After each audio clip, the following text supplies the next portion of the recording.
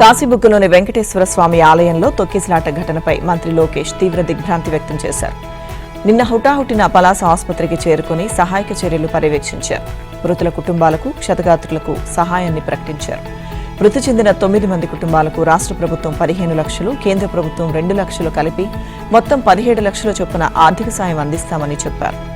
తీవ్రంగా గాయపడిన వారికి రాష్ట్రం నుంచి 3 లక్షలు, కేంద్రం నుంచి 50,000 కలిపి మొత్తం 3 లక్షల ఇస్తామన్నారు. ఇక మృతుల కుటుంబాలకు మట్టి ఖర్చుల కింద తక్షణ సహాయంగా 10,000 పరిహారం లభిస్తుందని అన్నారు.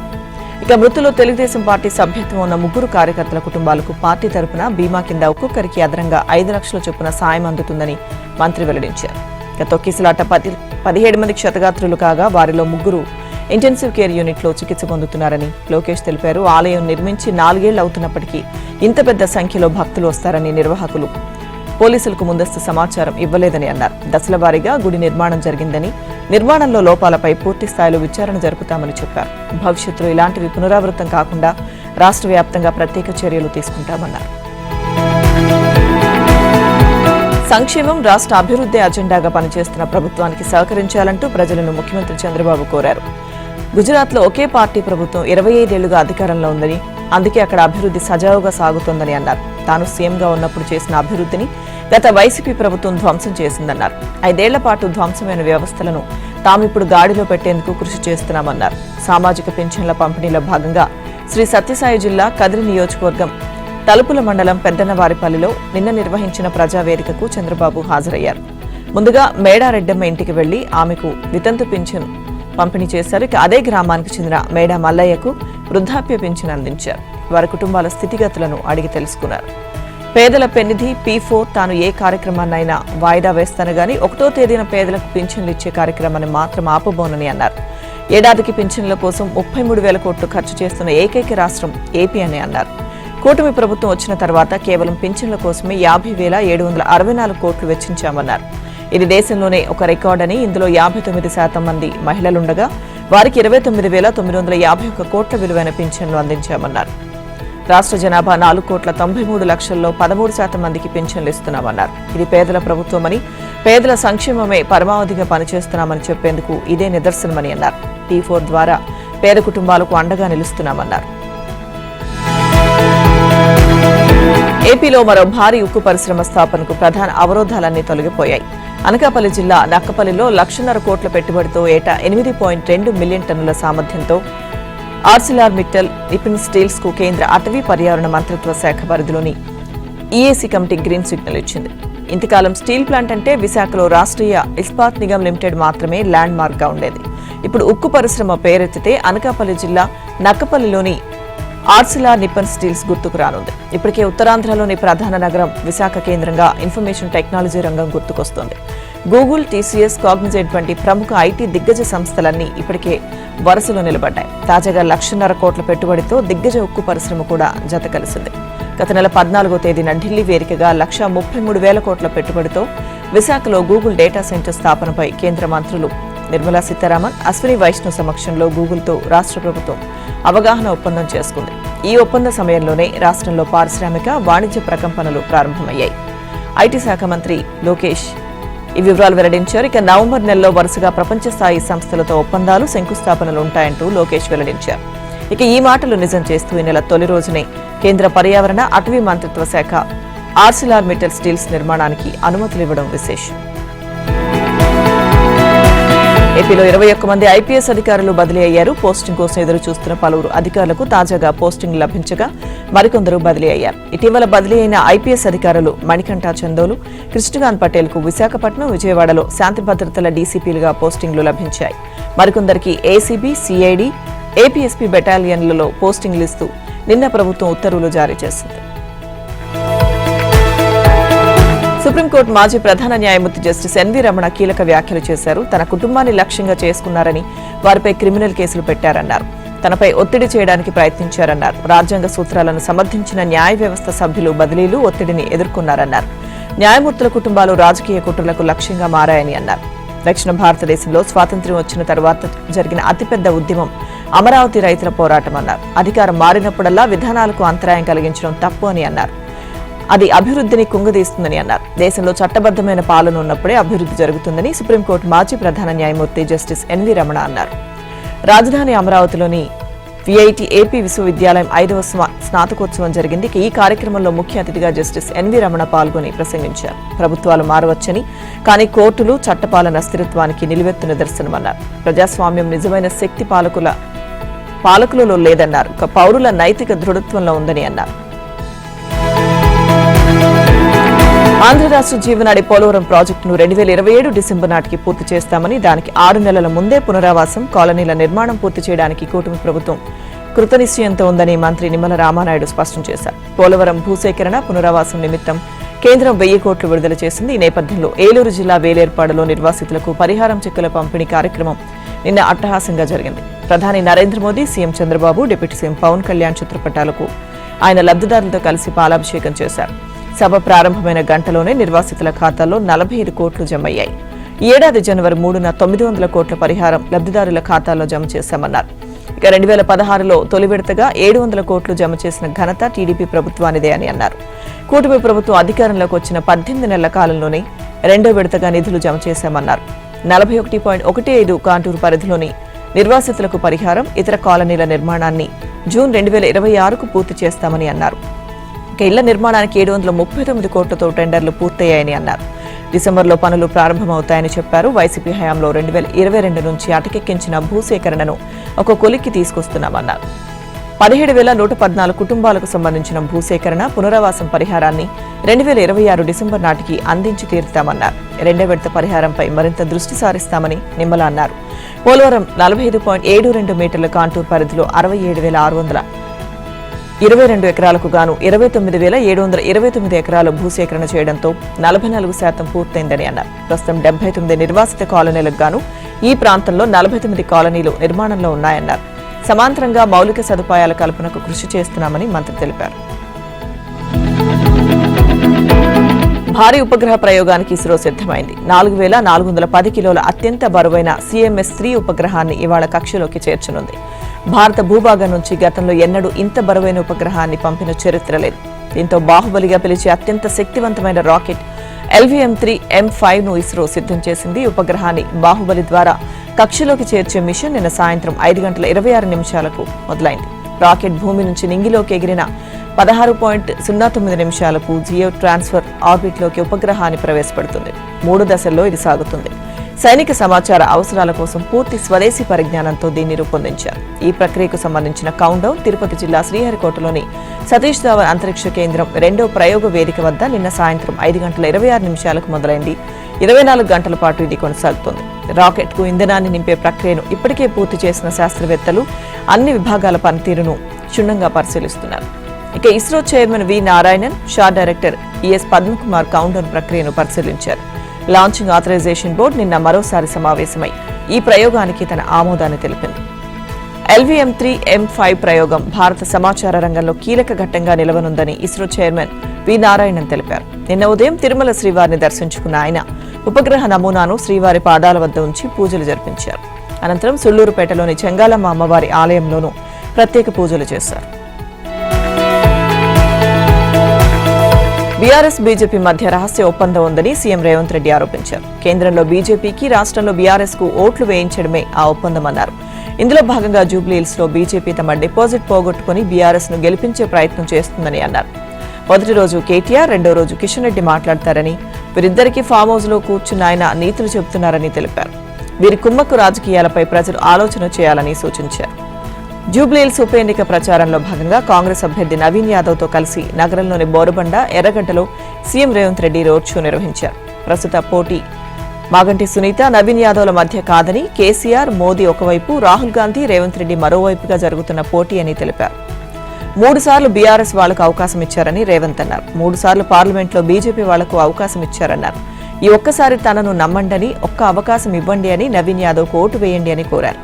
ఈ ప్రాంతాన్ని అభివృద్ధి చేసే బాధ్యత, తమ సమస్యలు పరిష్కరించే బాధ్యత తనదన్నారు.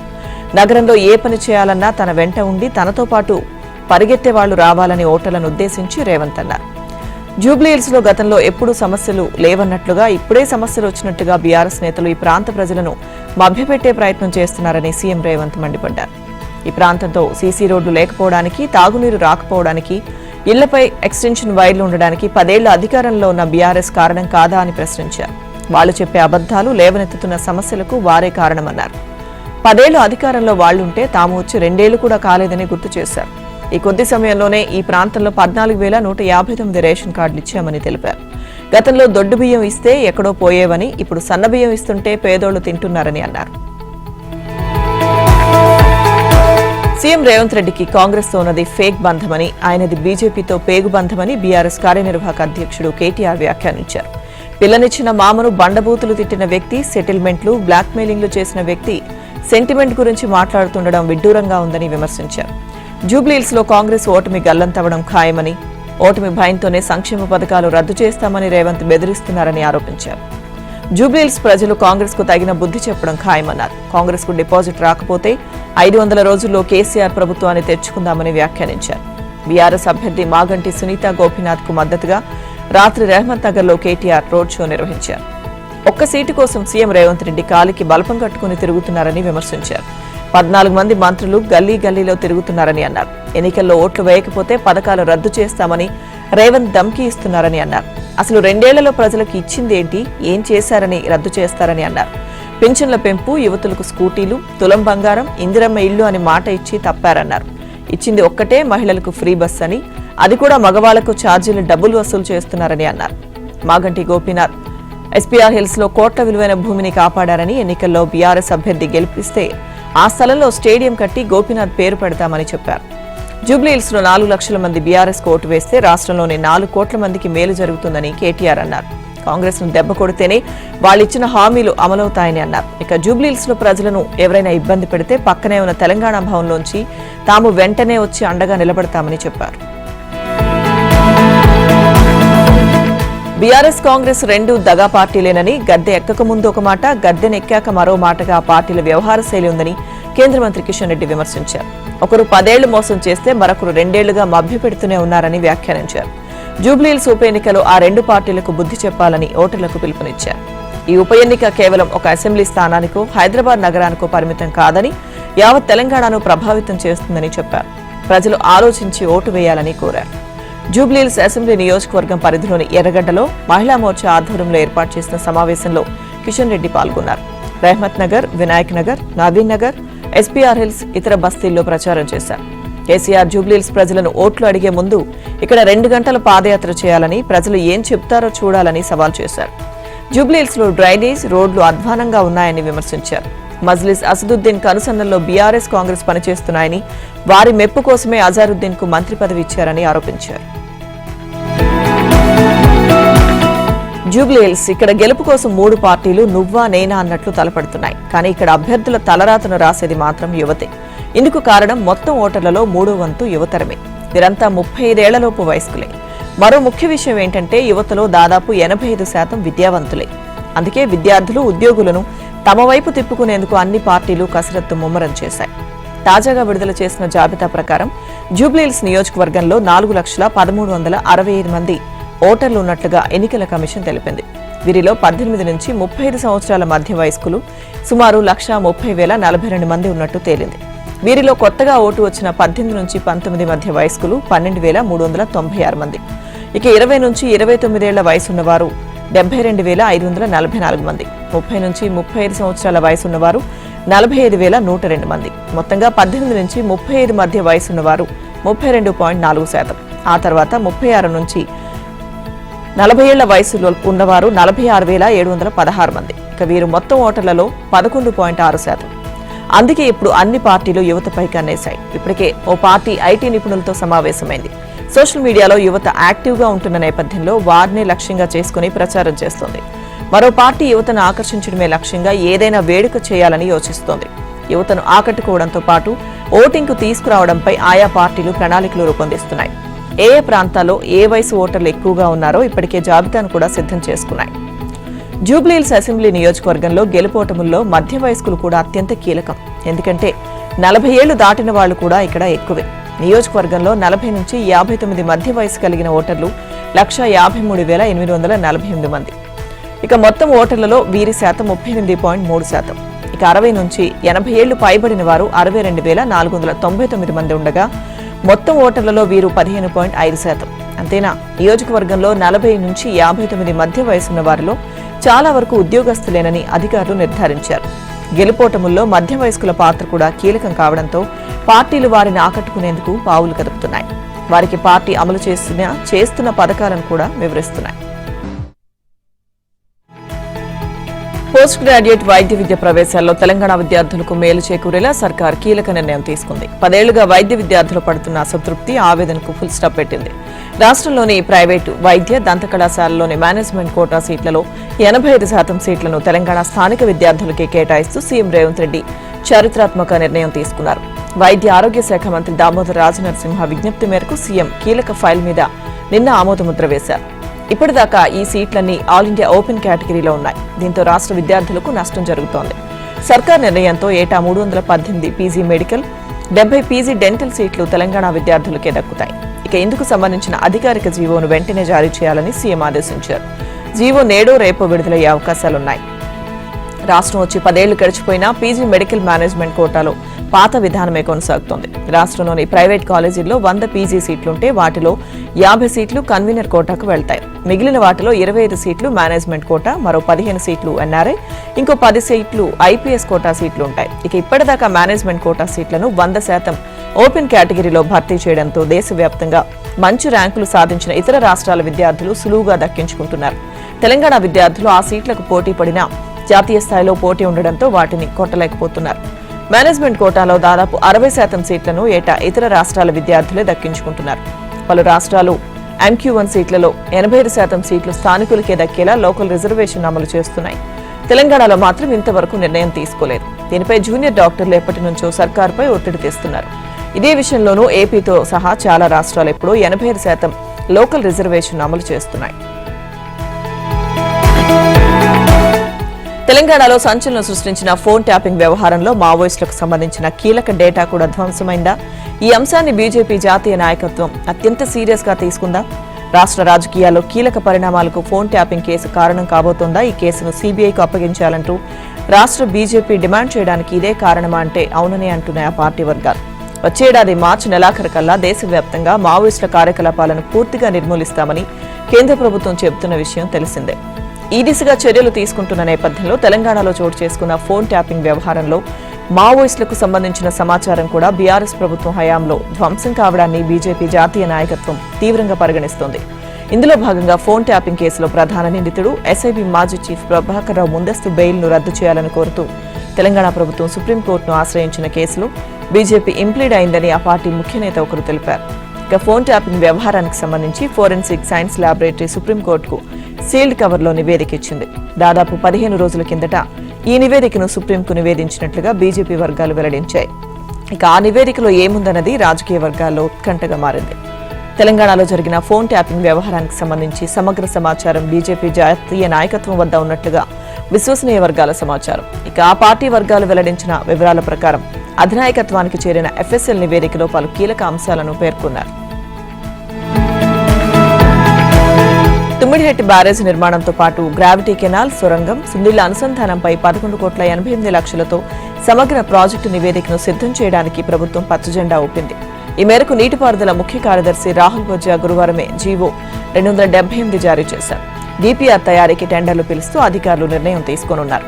ఇప్పటికే కాంపోనెంట్ల వారీగా ఏ మేరకు వ్యయం కానుందనే దానిపై స్పష్టత వచ్చింది. డీపీఆర్ తయారీ తర్వాత ప్రాజెక్టు వ్యయంపై పూర్తి స్థాయిలో స్పష్టత రానుంది. ఇక రోజుకొక టీఎంసీ చొప్పున 80 రోజుల్లో 80 టీఎంసీలు తరలించేలా 150 మీటర్ల ఎత్తుతో ఆసిఫాబాద్ జిల్లా తుమ్మిడిహెట్టి వద్ద బ్యారేజ్ని కట్టాలని ప్రభుత్వం ఇప్పటికే నిర్ణయం తీసుకుంది. తొలి విడతలో ఉమ్మడి ఆదిలాబాద్ జిల్లాకు సాగు, తాగునీటిని అందించి ఎల్లంపల్లికి నీటిని తరలించి కాళేశ్వరంలోని వివిధ కాంపోనెంట్లకు నీటిని అందించనున్నారు. ఉమ్మడి రంగారెడ్డిలోని ప్రాంతాలు పాలమూరు, రంగారెడ్డి ఎత్తిపోతల పథకంలో ఉండడం ఈ ప్రాజెక్టుకు కృష్ణా ట్రైబ్యునల్లో నీటి కేటాయింపులు కోరుతున్న విషయం తెలిసిందే. ఇక ఏడాదిలోపు విచారణ కొలిక్కి వచ్చి నీటి కేటాయింపులపై స్పష్టత వచ్చాకే మలివిడతపై స్పష్టత రానుంది.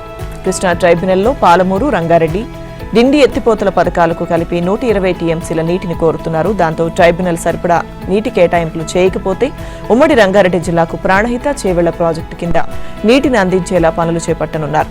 7న జరగనున్న కేబినెట్ భేటీలో తుమ్మిడిహెట్టి బ్యారేజ్పై చర్చించనున్నారు. తుమ్మిడిహెట్టి వద్ద బ్యారేజ్ కట్టి అక్కడి నుంచి మైలారం దాకా గ్రావిటీతో వచ్చే నీటిని ఎల్లంపల్లిలో వేసేలా పంపింగ్ చేయాలనే ప్రతిపాదనలు విరమించుకున్నారు.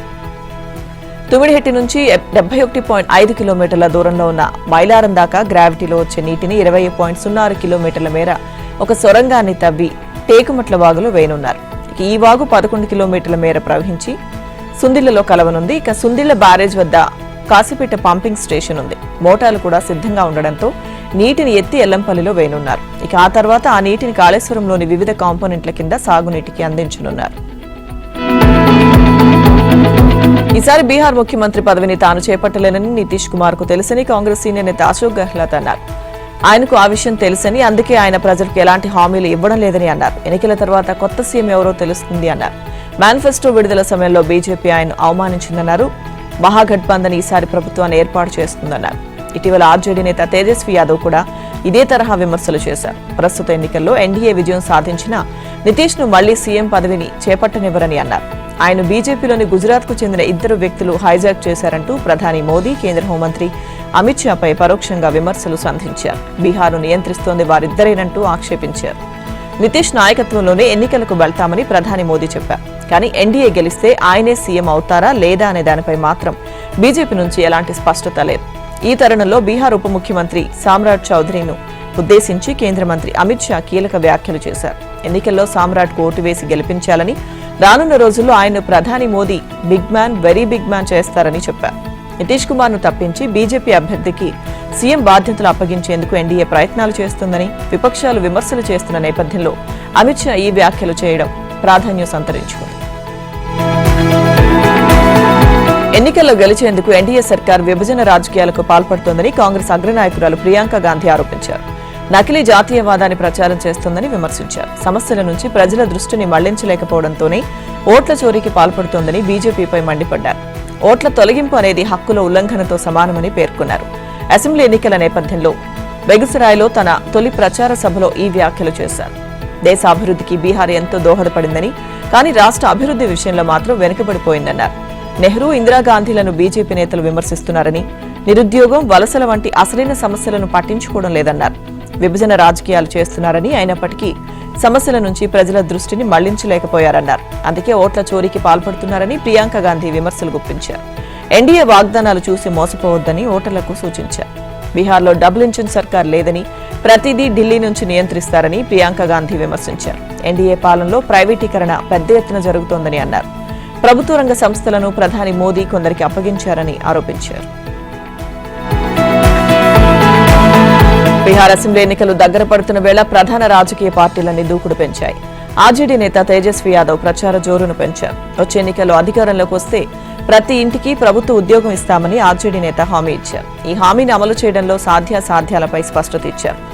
తనకు వయసు లేకపోవచ్చు, కానీ పరిణతి ఉందన్నారు. దాని ఆధారంగానే హామీ ఇచ్చానని అన్నారు. ప్రతి కుటుంబానికి ఓ ప్రభుత్వ ఉద్యోగం, ఆర్థిక న్యాయం, సమ్మిళిత వృద్ధితో బీహార్ను భారత్లోనే నంబర్ 1 రాష్ట్రంగా మార్చాలనే లక్ష్యంతో తాను ముందుకు వెళ్తున్నట్లు తెలిపారు.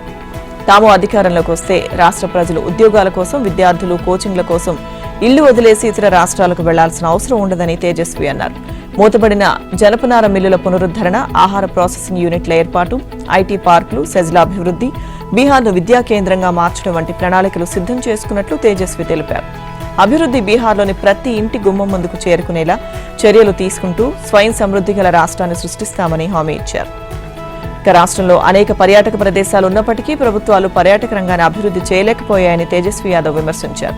తాము అధికారంలోకి వస్తే బీహార్ను పర్యాటకంగానూ అభివృద్ధి చేసి దేశీయ, అంతర్జాతీయ పర్యాటకులకు ప్రధాన కేంద్రంగా తీర్చిదిద్దుతామని అన్నారు. దేశంలో 100% అక్షరాస్యత సాధించిన తొలి రాష్ట్రంగా నిలిచిన కేరళ మరో ఖ్యాతి దక్కించుకుంది. దుర్భర పేదరికాన్ని నిర్మూలించిన మొట్టమొదటి రాష్ట్రంగా నిలిచింది. నిన్న కేరళ అవతరణ దినోత్సవం సందర్భంగా ఆ రాష్ట్ర అసెంబ్లీ ప్రత్యేక సమావేశంలో ముఖ్యమంత్రి పినరయి విజయన్ ఈ విషయాన్ని ప్రకటించారు. దుర్భర పేదరికం లేని తొలి రాష్ట్రంగా కేరళను మార్చడంలో విజయం సాధించామని విజయన్ పేర్కొన్నారు. పేదల కోసం 5,400కు పైగా ఇళ్లు మంజూరు చేశామని, ఇవి నిర్మాణ దశలో ఉన్నాయని తెలిపారు. 5,522 ఇళ్లకు మరమ్మతులు చేయించామని, ఇళ్ల స్థలాలు లేని 2,713 మంది పేదలకు స్థలాలు కేటాయించామని వెల్లడించారు. 21,263 మందికి కొత్తగా రేషన్, ఆధార్ కార్డులు, పింఛన్ మంజూరు చేశామని తెలిపారు.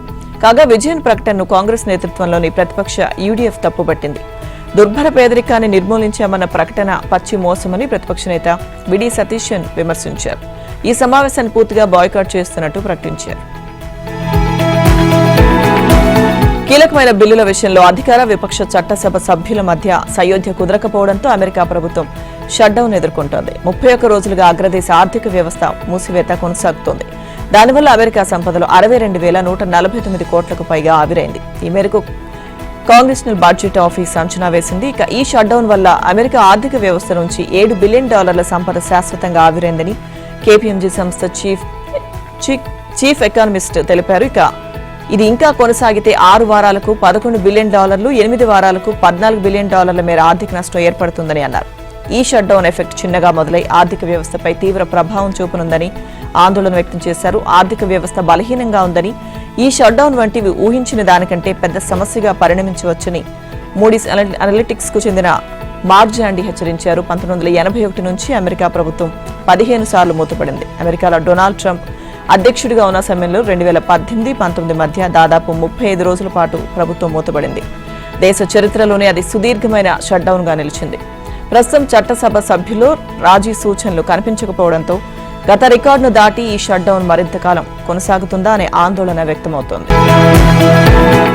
జెఫ్రీ ఎప్స్టీన్ సెక్స్ కుంభకోణం కేసు అమెరికాతో పాటు బ్రిటన్లోని బకింగ్హామ్ ప్యాలెస్ ను కుదిపేస్తోంది. ఈ కుంభకోణంలో ఆరోపణలు ఎదుర్కొంటున్న యువరాజు ఆండ్రూపై ఆయన సోదరుడు బ్రిటన్ రాజు చార్లెస్ III కఠిన చర్యలు తీసుకున్నారు. ఆండ్రూను యువరాజు హోదా నుంచి చార్లెస్ తొలగించినట్లు, ఆయన్ను రాజభవనం నుంచి బయటకు పంపించేందుకు సన్నాహాలు చేస్తున్నట్లు బకింగ్హామ్ ప్యాలెస్ ఓ ప్రకటనలో తెలిపింది. ఇటీవల ఆండ్రూ తన royal title Duke of York ను స్వచ్ఛందంగా వదులుకున్నారు. యువరాజు ఆండ్రూకు ఉన్న అన్ని గౌరవాలు, బిరుదులను తొలగించే పనులను రాజు అధికారికంగా మొదలుపెట్టారని బకింగ్హామ్ ప్యాలెస్ తెలిపింది. ఇకపై ప్రిన్స్ ఆండ్రూ కేవలం ఆండ్రూ మౌంట్ బాటెన్ విడర్స్ మాత్రమేనని స్పష్టం చేసింది. ఎన్నో ఏళ్ల క్రితం రాజేంద్ర ప్రసాద్ హీరోగా నటించిన బామ మాట బంగారు బాట అనే సినిమా గుర్తుందా?